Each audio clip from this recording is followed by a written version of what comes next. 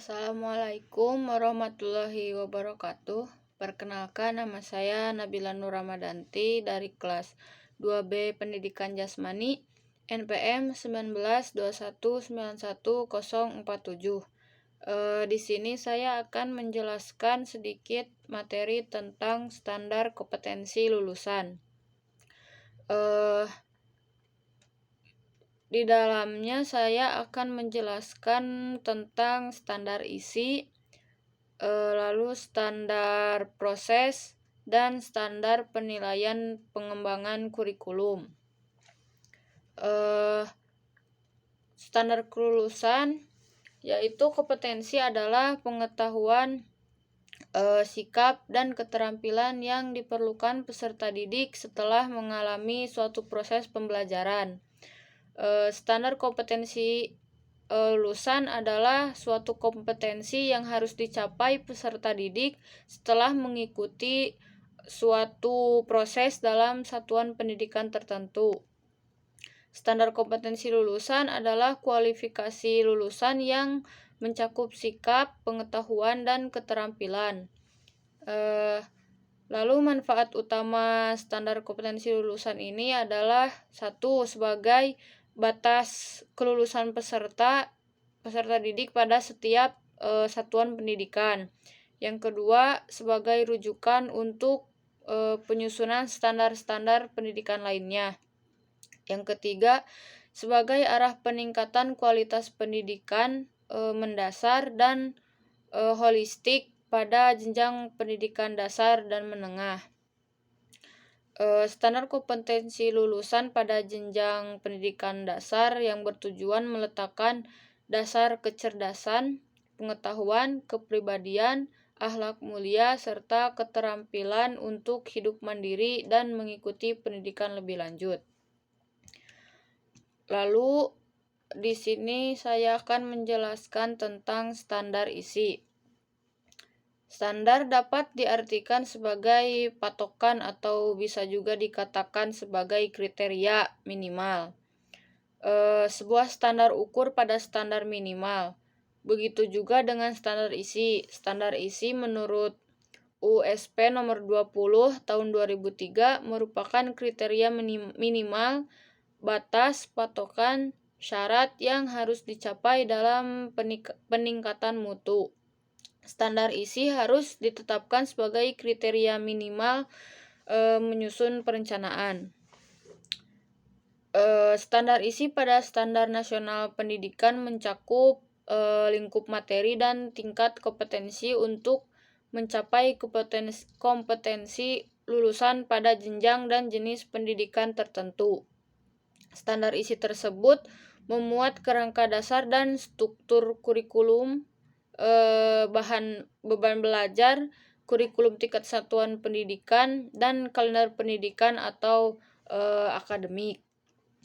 Lalu tujuan standar isi ini adalah rumusan standar isi bertujuan untuk meningkatkan kualitas pendidikan melalui pengembangan potensi peserta didik yang sejalan dengan perkembangan ilmu pengetahuan, kemajuan teknologi, seni dan budaya, sehingga diharapkan bisa mencapai tujuan pendidikan nasional.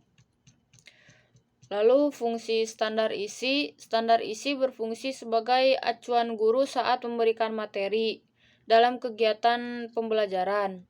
Dengan demikian, materi yang diberikan pada peserta didik selalu berorientasi pada standar kompetensi lulusan. Lalu ada manfaat standar isi. Manfaat standar isi itu sebagai salah satu bagian dari standar pendidikan nasional. Manfaat standar isi ini adalah memudahkan pengembangan kurikulum untuk merumuskan kurikulum yang sesuai di tiap jenjang pendidikan.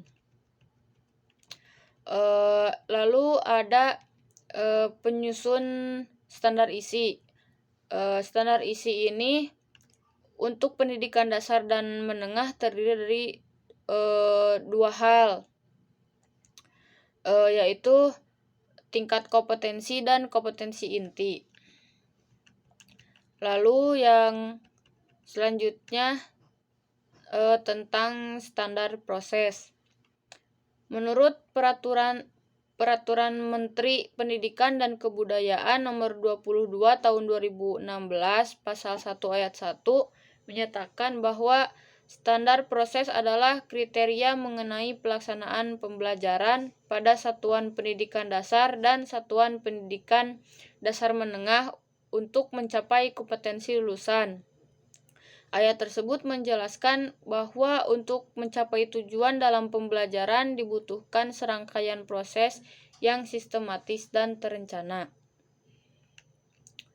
Lalu tujuan standar proses itu ada dua. Satu, untuk memudahkan guru dalam membuat perencanaan di sekolah, baik perencanaan semester atau tahunan.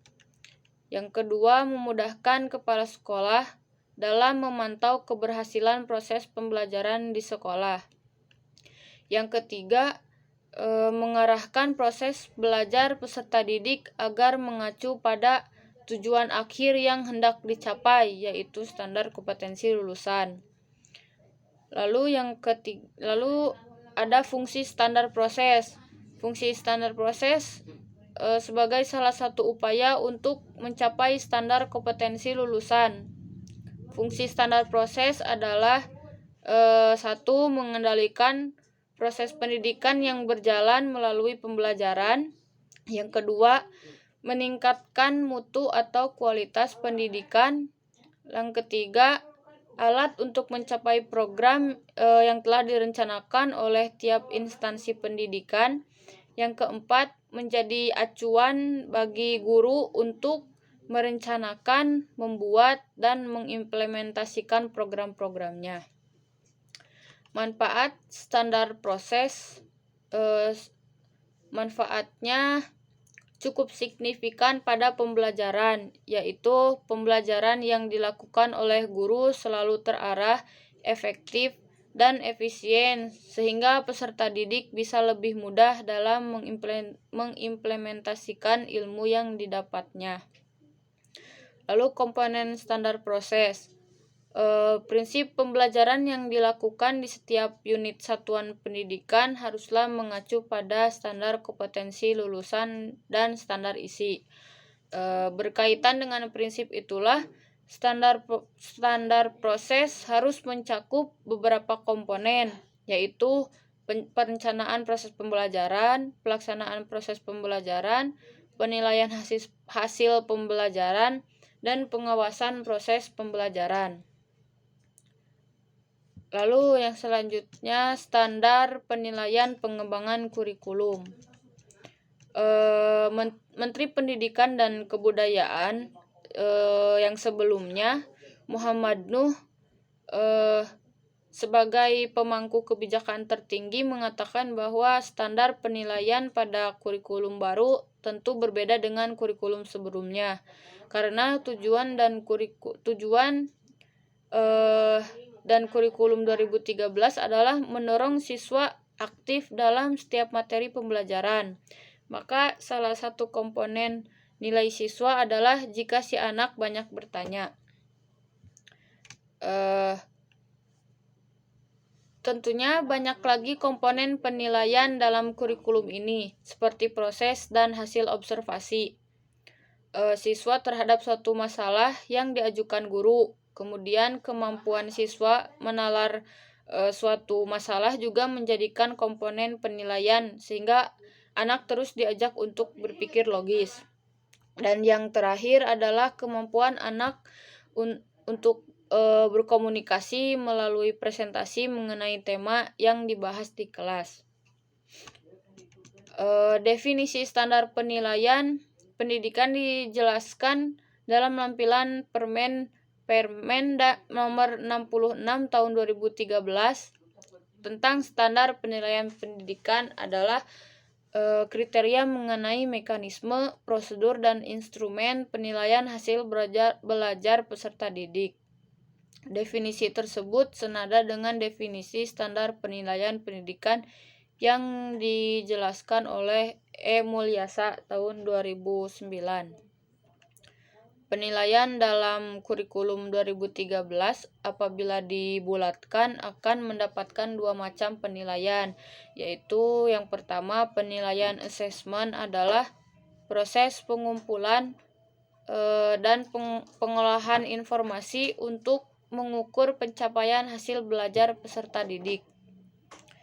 Yang kedua, penilaian autentik merupakan penilaian yang dilakukan secara komprehensif untuk menilai mulai dari masukan atau input, proses, dan keluaran atau output pembelajaran yang meliputi ranah sikap, pengetahuan, dan keterampilan. Sekian yang dapat saya sampaikan. Mohon maaf apabila ada kesalahan. Wassalamualaikum warahmatullahi wabarakatuh.